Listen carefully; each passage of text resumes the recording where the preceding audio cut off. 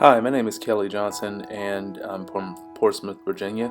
And today we're going to focus on the evolution of documentary style films.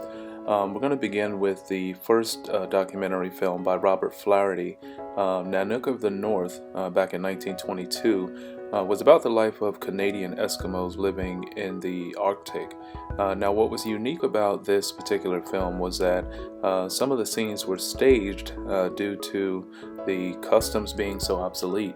Now, fast forward to today, we've got all the resources in place necessary for filmmakers to be able to follow different people around, talk to them, interview them, to where staging is no longer necessary. We can actually, shoot in real time and actually capture what's actually happening in real time. But back then, sometimes to put a story out, the resources may have been out of date by the time they were available to be used. But then fast forward to the 1930s and the Great Depression. Back in 1936, The Plow That Broke the Plain by Pere Lorentz was a documentary film that was about the struggle of how the farmers were doing during that time.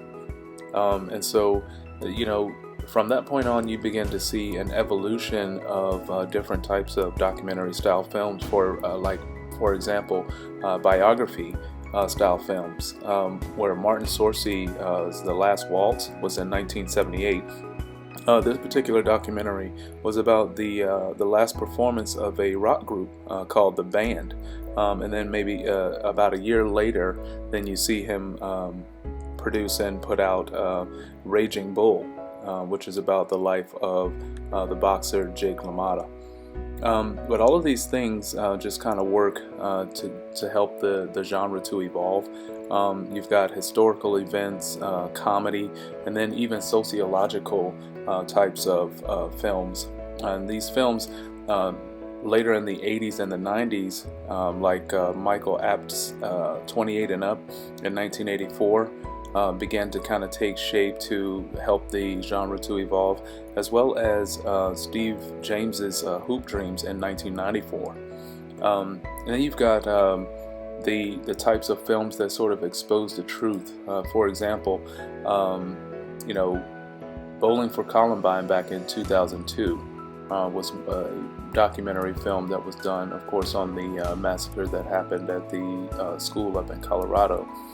As well as this country being very big on sports, and sports documentary style films are another form of films that has come along since the very early time.